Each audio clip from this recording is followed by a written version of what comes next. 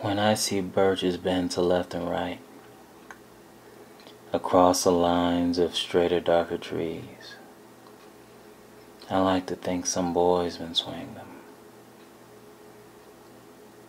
But swing doesn't bend them down to stay as ice storms do.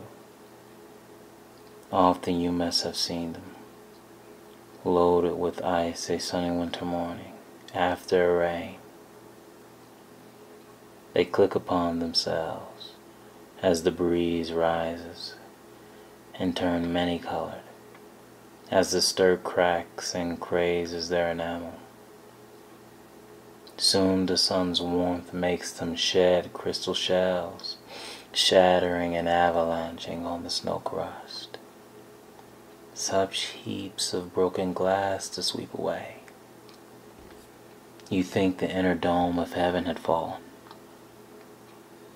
They are dragged to the withered bracken by the load, and they seem not to break, though once they are bowed, so low for long they never right themselves.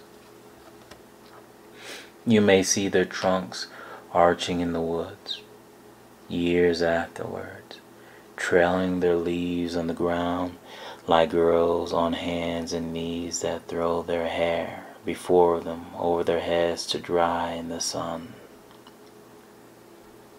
But I was going to say when truth broke in, with all her matter of fact about the ice storm, I should prefer to have some boy bend them, as he went out and in to fetch the cows.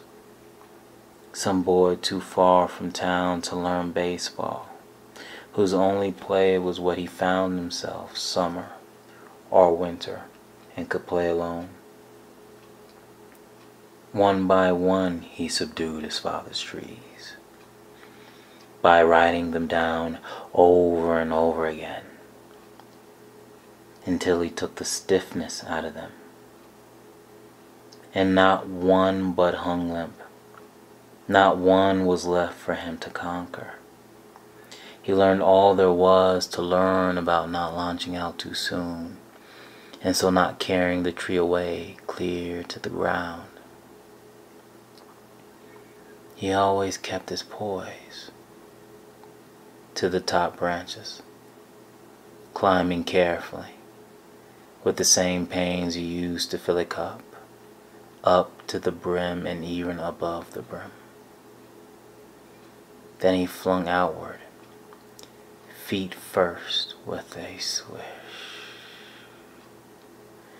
kicking his way down through the air to the ground. So was I once myself a swinger of birches,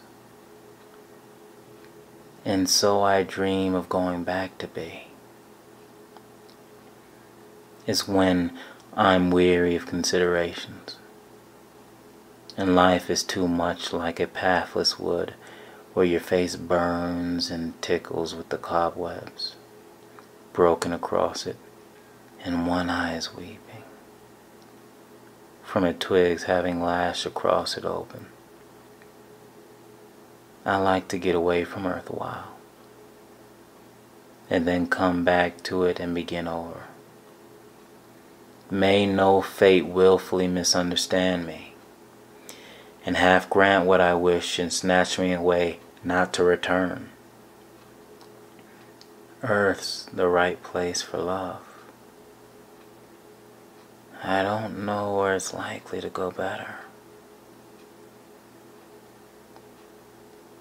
I like to go by climbing a birch tree, and climb black branches up a snow-white trunk toward heaven, till the tree could bear no more, but dipped its top and set me down again. That would be good both going and coming back. One could do worse than be a swinger of birches.